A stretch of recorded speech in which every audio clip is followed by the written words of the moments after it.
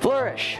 For as long as I've done this, which is approaching a year and a half, yikes, I've tried to keep my reviews on a non-overly critical level in a way where I watch and review a movie as an average viewer would, which is generally how I approach the media I view or play in an average way. Most of the time I'm not too critical of the things and I have a good time with them. However, once I would expose myself to other opinions on media, it would change my own. This has happened multiple times with multiple movies and shows. I think it's something we're all guilty of as audiences, letting other reviews affect our own feelings and opinions on things, which is at the heart of reviews in the first place. But for WandaVision, I wanted to make sure that this was my opinion and no one else's, so this script is old. I wrote it on March 5th, the day of the last episode of WandaVision. I would have had it out sooner, but I wanted to make sure everyone had a chance to watch it beforehand, because this will contain spoilers for the show, which is not usually how I like to do things, but I figured I wanted to talk about this show in its entirety. So without further ado, this is why I love WandaVision. When this show was first announced and described, I wasn't entirely sure how to feel about it. I mean, sure, a show riffing on sitcoms starring two Avengers sounded fun and all, but it seemed different, and that it was. But to quickly talk about the sitcom style, I loved it. I felt like it executed the style of sitcoms for the era it was trying to portray perfectly. The comedy changes with the era. The music changes, but it's always catchy. She's insidious. And of course, the overall look and style changes as well. WandaVision is like nothing I've seen before in the MCU. It has an air of mystery for a solid half of the show, and I think that has had both its benefits and downsides. In terms of benefits, it kept me engaged and I followed the story very closely for the 2 months that it was going on. Honestly, very few MCU movies have had a build-up event like this for me. I would say the only build-up experience I had was with Infinity War, where I was going crazy thinking of what would happen in the movie during the weeks and months leading up to it. I had a similar sensation with this show. I would be on the edge of my seat watching the show, and just as the show gave you a taste of what it was hiding, it took it away. Now, as I said, this kept me engaged, but it came with some downsides. Fan theories were everywhere, and not just the ones that I would find online. I too was guilty of coming up with them on my own just after the episode ended, especially after the cameo in episode 5. But why would I call this dangerous? Well, when you start to develop high expectations for anything, it's more likely to disappoint. When you give an audience small mysteries and what seems like ample amount of time between installments, you can get some crazy high expectations for your creation. The longer something goes on and the more hype it gets, the more likely it is your audience will be disappointed. Just look at things like Half-Life 3 or Cyberpunk 2077. Half-Life 3 is never going to come out because no matter what Valve releases, there will be an ample amount of people who don't like it because it doesn't match their expectations that they've been building up for years. Or more recently, when you look at a game like Cyberpunk 2077 and its reputable developer, CD Projekt Red, people were very, very excited, especially after games like The Witcher 3, which some claim as the best game of the last decade. So when it came out, it was disappointing to some. Of course, it had terrible technical problems on last-gen consoles, and that was a majority of the complaints, but I've seen a fair share of people who are just disappointed even if they could run it. Even in WandaVision's own cinematic universe, you have instances of hype trains getting too large. I know for a fact there was a solid group of people who were disappointed with Endgame just because it was the last movie of the Infinity Saga and it didn't provide enough to meet their standard. Now, I'm not saying it's impossible to satisfy an audience when you have high expectations. It's done all the time. I just want to say it's a dangerous game for any studio to play. And that game did WandaVision play. Right from the start, you had questions about things going on and people complaining that it was moving too slow. Now, I wasn't in that mindset when we got to the first 2 episodes, but I will admit, after episode 5, I took a bit of a turn. I started speculating about what would happen. Up until that point, I of course had a few expectations. I knew that Mephisto was on the table because literally everyone and their mother were saying that Mephisto was going to be in the show.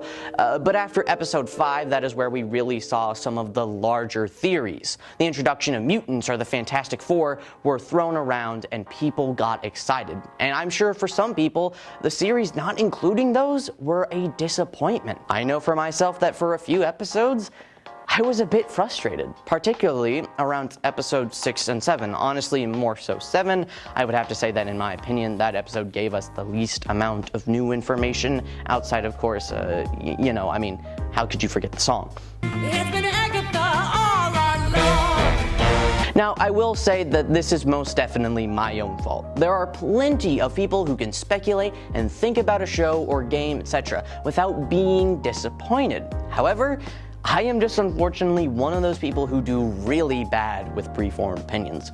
So I usually never watch trailers or things of that nature.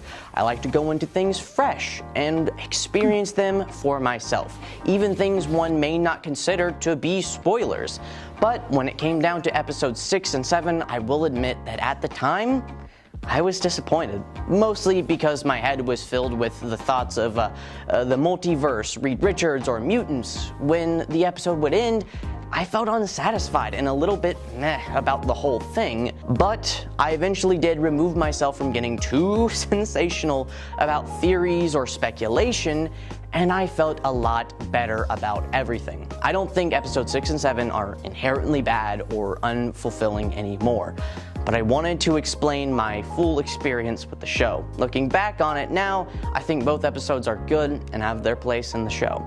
Now, of course, I did enjoy the wacky sitcom stuff, but episodes 8 and 9 were really something. Episode 8 is incredible, probably my favorite of the show. Getting that insight into Wanda's life was really amazing, and of course, those wonderful scenes with Vision are just heartbreaking, and to finish the series, episode 9 is pretty epic and also heartbreaking. I cried. These last 2 episodes are also really satisfying in my opinion. 8, I would have to say, does the cliffhanger thing the best in this show. Even though it had a cliffhanger, I felt it fulfilled after watching the episode. Episode 9 also ends well enough for me to be good with it. It closed a lot of things up, but left just enough loose ends for me to be excited about what comes next. But personally, I have to say as a whole, the show is great. All of the actors do an amazing job. I love Elizabeth Olsen, Paul Bettany, Kathryn Hahn, Teyonah Parris, I love her, she did an amazing job as Monica, Josh Stamberg, Kat Dennings, and of course, the lovely Randall Park as the one and only Sorcerer Supreme, Jimmy Woo. Julian Hillard and Jet Klein are awesome as well. They did an amazing job for kid actors. Evan Peters was also cool to see again as Quicksilver. He was super fun in this.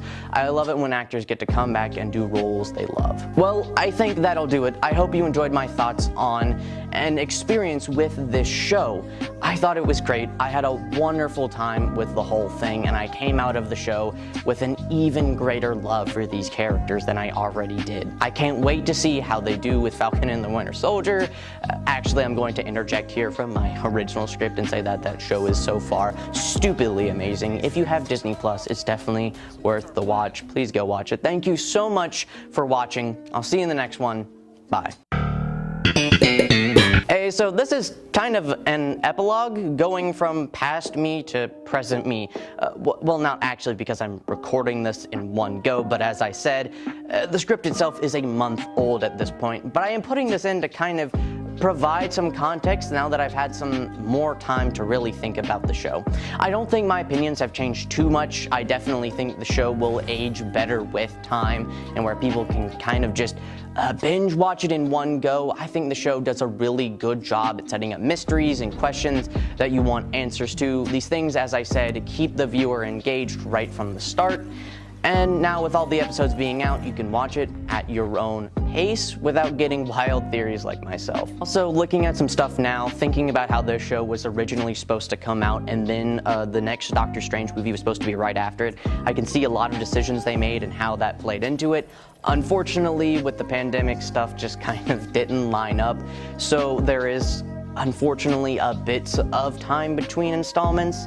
Hopefully it'll be okay. I'm sure they'll figure everything out. And I have to say, I really hope we get to see more Quicksilver. That's just the only major complaint I have from the thing. It's not even a complaint, more of a nitpick. I really just hope we see him again because it'd be really cool to see him again. I also feel like I should say that fan theories and trying to figure out stuff about something isn't inherently bad. I don't think I implied that in my script, but I just wanted to make sure that no one thinks I hate it completely. It's just a personal thing for me. That said, I hope you enjoyed this kind of new style where I bring in some other topics and spend a lot more time talking about it as a whole. I had a lot of fun writing this and making this, so hopefully I can do it again sometime. Thanks again. Bye. Hey, thanks for making it this far in the video.